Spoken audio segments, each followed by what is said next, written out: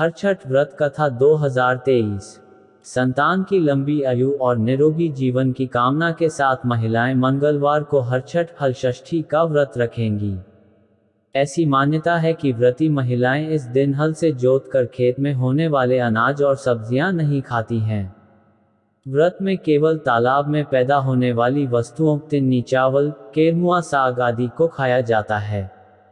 गाय का दूध या दुग्ध उत्पाद भी इस्तेमाल नहीं होता। व्रती महिलाएं दीवार पर पारंपरिक रूप से छठ माता का चित्र बनाती हैं। गणेश, माता गौरा की पूजा करती हैं। कुछ परिवारों में महिलाएं जमीन लीपकर घर में ही एक छोटा सा तालाब बनाकर उसमें झरबेरी, पलाश और काई पेड़ भी लगाती हैं। हल षष्ठी की कथा सुनती हैं। भगवान बलराम से पुत्रों की दीर्घायु की कामना करती हैं। मान्यता है कि ऐसा करने से भगवान हलधर उनके पुत्रों को लंबी आयु प्रदान करते हैं। ज्योतिषाचार्य एस नागपाल ने बताया कि हरछठ हल षष्ठी व्रत भाद्रपद माह के कृष्ण पक्ष की षष्ठी तिथि को मनाया जाता है। कृष्ण पक्ष की षष्ठी तिथि का सोमवार शाम 4.41 से 5 सितंबर दोपहर 3.46 तक रहेगी। उदयातिथि के आधार पर हल षष्ठी 5 सितंबर मंगलवार को मनाई जाएगी। यह पर्व भगवान कृष्ण के बड़े भाई बलराम जी के जन्म उत्सव के रूप में मनाया जाता है। बलराम जी का शस्त्र हल और मूसल है। इसी कारण बलराम जी को हलधर भी कहते हैं। इसे हल छठ, पीनी छठ या खमर छठ भी कहते हैं। पूरब के जिलों में इसे ललई छठ भी कहा जाता है। पहली हल छठ व्रत कथा। पौराणिक कथा के अनुसार एक ग्वालिन गर्भवती थी। उसका प्रसव काल नजदीक था, लेकिन दूध दही खराब न हो जाए इसलिए वह उसको बेचने चल दी। कुछ दूर पहुंचने पर ही उसे प्रसव पीड़ा हुई और उसने झरबेरी की ओट में एक बच्चे को जन्म दिया। उस दिन हल षष्ठी थी। थोड़ी देर विश्राम करने के बाद वह बच्चे को वहीं छोड़ दूध दही बेचने चली गई। गाय भैंस के मिश्रित दूध को केवल भैंस का दूध बताकर उसने गांव वालों ठग लिया। इससे व्रत करने वालों का व्रत भंग हो गया। इस पाप के कारण झरबेरी के नीचे स्थित पड़े उसके बच्चे को किसान का हल लग गया।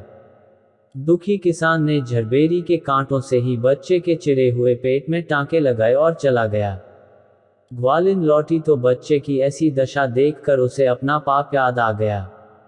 उसने तत्काल प्रायश्चित किया और गांव में घूमकर अपनी ठगी की बात और उसके कारण खुद को मिली सजा के बारे में सबको बताया। उसके सच बोलने पर सभी गांव की महिलाओं ने उसे क्षमा किया और आशीर्वाद दिया। इस प्रकार ग्वालिन जब लौटकर खेत के पास आई तो उसने देखा कि उसका मृत पुत्र तो खेल रहा था। दूसरी हरछठ व्रत कथा। मथुरा के राजा कंस अपनी बहन देवकी को विवाह उपरांत विदा करने जा रहे थे तो आकाशवाणी के वचन सुन कि देवकी का 8वां गर्भ तेरी मृत्यु का कारण बनेगा जानकार बहन बहनोई को कारागार में डाल दिया और वसुदेव देवकी के 6 पुत्रों को एक एक कर कंस ने मार डाला। जब 7वें बच्चे के जन्म का समय नजदीक आया तो देवर्षि नारद जी वसुदेव देवकी से मिलने पहुंचे और उनके दुख का कारण जानकर देवकी को हलषष्ठी देवी के व्रत रखने की सलाह दी। देवकी ने नारद जी से हलषष्ठी व्रत की महिमा व कथा पूछी तो नारद ने पुरातन कथा कहना प्रारंभ किया कि चंद्रव्रत नाम का एक राजा हुआ, जिनको एक ही पुत्र था। राजा ने राहगीरों के लिए एक तालाब खुदवाया किंतु उसमें जल न रहा, सूख गया। राहगीर उस रास्ते गुजरते और सूखे तालाब को देखकर राजा को गाली देते थे। इस खबर को सुनकर राजा दुखित हुआ कि मैंने तालाब खुदवाया, मेरा धन व धर्म दोनों ही व्यर्थ गया। उसी रोज रात राजा को स्वप्न में वरुण देव ने दर्शन देकर कहा कि यदि तुम अपने पुत्र का बलि तालाब में दोगे तो जल भर जाएगा। सुबह राजा ने स्वप्न में कही बात दरबार में सुनाया और कहा कि मेरा धन व धर्म भले ही व्यर्थ हो जाए पर मैं अपने पुत्र का बलि नहीं दूंगा। यह बात लोगों से होता हुआ राजकुमार तक पहुंचा तो वह सोचने लगा कि यदि मेरी बलि से तालाब में पानी आ जाए तो लोगों का भला होगा। यह सोचकर राजकुमार अपनी बलि देने तालाब में बैठ गया। अब वह तालाब पानी से लबालब भर गया। जल के जीव जंतुओं से तालाब परिपूर्ण हो गया। एकलौते पुत्र के बलि हो जाने से राजा दुखी होकर वन को चला गया। वहां 5 स्त्रियां व्रत कर रही थी, जिसे देखकर राजा ने कौन सा व्रत और क्यों कर रही हो पूछने पर स्त्रियों ने हलषष्ठी व्रत की संपूर्ण विधि विधान बतलाई। उसे सुनकर राजा वापस नगर को गया और अपनी रानी के साथ उस व्रत को किया। व्रत के प्रभाव से राजपुत्र तालाब से जीवित बाहर निकल आया। राजा परिवार सहित हलषष्ठी माता के जयकार कर सुखपूर्वक निवास करने लगा। अब नारद जी ने देवकी से हलषष्ठी व्रत की अन्य कथा कहना शुरू किया कि उज्जैन नगरी में 2 सौतन रहती थी। एक का नाम रेवती तथा दूसरी का नाम मानवती। रेवती को कोई संतान न था, जबकि मानवती के 2 पुत्र थे। रेवती अपने सौत के बच्चों को देखकर हमेशा सौतिया डाह से जलती रहती और उनके पुत्रों को मारने का जतन ढूंढती रहती थी। एक दिन उन्होंने मानवती को बुलाकर कहा कि बहन, आज तुम्हारे मायके से कुछ राहगीर मुझसे मिले थे। उन्होंने बताया कि तुम्हारे पिताजी बहुत बीमार है और वह तुम्हें देखना चाहता है। पिता की बीमारी को सुनकर मानवती दुखी हुई। रेवती कहने लगी कि बहन, तुम शीघ्र अपने पिता से मिलने चली जा, तुम्हारे आने तक मैं बच्चों का ध्यान रखूंगी। सौत के बात को सच मान और अपने पुत्रों को रेवती के हाथों सुरक्षित देकर मानवती पिता से मिलने मायके चली गई। अब रेवती बच्चों को मारने का अच्छा मौका जानकर उन दोनों बच्चों को मारकर जंगल में फेंक आई। इधर मानवती जब मायके पहुंची तो पिता को स्वस्थ देखकर पिता से अपनी सौत की कही बातों को कह कुशल क्षेम पूछती है। अब मानवती के माता पिता ने अनहोनी के संदेह से पुत्री को जाने को कहती है, किंतु मानवती के माता ने कहा कि पुत्री, आज हलषष्ठी माता का व्रत का दिन है, अतः तुम भी पुत्रों की दीर्घायु की कामना से यह व्रत कर आज के जगह कल चली जाना। माता की सलाह मान मानवती पुत्रों की स्वास्थ्य कामना से हलषष्ठी माता का व्रत धारण कर दूसरे दिन अपने घर जाने को निकली। रास्ते में वही जंगल पड़ा और वहां अपने बच्चों को खेलते देख उनसे पूछती है कि तुम लोग यहाँ कैसे पहुँचे। तब पुत्रों ने बताया कि आपके चली जाने पर हमारी दूसरी माता रेवती ने मारकर यहाँ फेंक दी थी कि तभी एक दूसरी स्त्री ने हमें फिर से जिंदा कर गई। अब मानवती को समझते देर न लगी कि यह सब माता हलषष्ठी की कृपा से संभव है और माता की जयकार करती हुई घर को गई। नगर में मानवती के पुत्रों को पुनः जीवित देख और माता हलषष्ठी की महिमा जान सभी स्त्रियां हलषष्ठी व्रत करने लगी। नारद जी ने देवकी से हलषष्ठी व्रत की और कथा कहना प्रारंभ किया कि दक्षिण में एक सुंदर नगर है, वहां एक बनिया अपनी भार्या के साथ रहता था। दोनों पति पत्नी स्वभाव से बहुत अच्छे व संस्कारी थे। बनिया की पत्नी गर्भवती होती संतान को जन्म देती थी, किंतु भाग्यवश उनके संतान कुछ समयोपरांत मर जाते थे।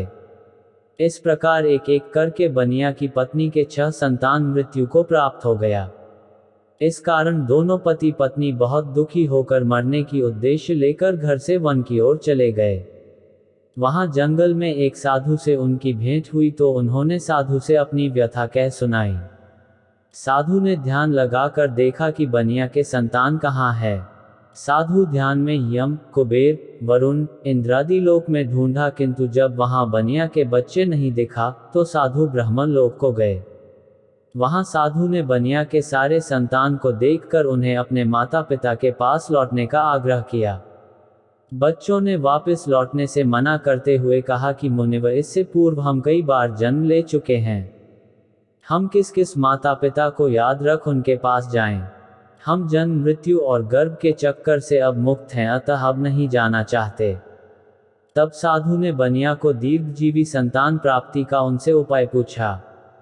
उन आत्माओं ने कहा कि यदि बनिया और उनकी पत्नी माता हलषष्ठी का व्रत रख पूजन कथा श्रवण कर अपने पुत्र को व्रतोपरांत जल से भीगा कपड़ा पोता लगाए तो उनका वह बालक दीर्घजीवी होगा। उन आत्माओं से इस प्रकार सुन साधु ध्यान से वापस आकर बनिया से हलषष्ठी व्रत कथा नियम आदि को बताया। साधु से इस विधि विधान को सुन दोनों पति पत्नी घर को गए। समयोपरांत जब हलषष्ठी व्रत का दिन आया तो उन्होंने व्रत रखा व संतान प्राप्ति का वर मांगा। माता हलषष्ठी की कृपा से अब बनिया की पत्नी गर्भवती हुई और एक सुंदर संतान को जन्म देती है। अगले व्रत पर उन्होंने साधु के बताए अनुसार अपने पुत्र को पोता मारती है। माता की कृपा से अब उनके संतान दीर्घायु को प्राप्त किया। बनिया का परिवार प्रसन्नता पूर्वक जीवन यापन करने लगा। एक बार राजा युधिष्ठिर ने भगवान श्री कृष्ण से अत्यंत शोक संतप्त भाव से कहा, हे देवकी नंदन, सुभद्रा अपने पुत्र अभिमन्यु के मरणोपरांत शोक संतप्त है। वह अभिमन्यु की भार्या उत्तरा के गर्भ की संतान भी ब्रह्मास्त्र के तेज से दग्ध हो रही है, क्योंकि दुष्ट अश्वत्थामा ने गर्भ को निस्तेज कर दिया। द्रौपदी भी अपने 5 पुत्रों के मारे जाने से अति दुखी है। अतः इस महादुख से उत्थान हेतु कोई उपाय बताएं। तब श्री कृष्ण जी ने कहा, राजन, यदि उत्तरा मेरे बताए इस अपूर्व व्रत को करे तो गर्भ का निस्तेज शिशु पुनर्जीवित हो जाएगा। यह व्रत जो भाद्रपद की कृष्ण पक्ष षष्ठी पर भगवान शिव, पार्वती, गणेश व स्वामी कार्तिकेय की विधि विधान द्वारा पूजन, पुत्र पौत्र की अल्पायु व शोक के महादुख से मुक्ति प्रदाता है। इस व्रत के संदर्भ में श्री कृष्ण ने राजा युधिष्ठिर को कथा बतलाते हैं कि पूर्व काल में सुभद्र नाम का राजा था, जिनकी रानी का नाम सुवर्णा थी। राजा रानी को एक हस्ती नामक पुत्र था। एक बार राजपुत्र हस्ती धाय मां के साथ गंगा जी स्नान करने गया। बाल स्वभाव वश हस्ती जल में खेलने लगा। तभी एक ग्राह ने उसे खींचते हुए जल के अंदर ले गया।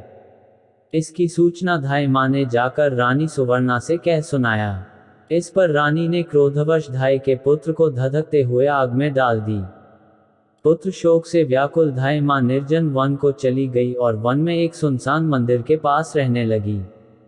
वन में सूखा तृण, धान्य, महुआ आदि जो मिलता खाती और मंदिर में विराजित शिव, पार्वती, गणेश जी की पूजन कर दिन व्यतीत करने लगी।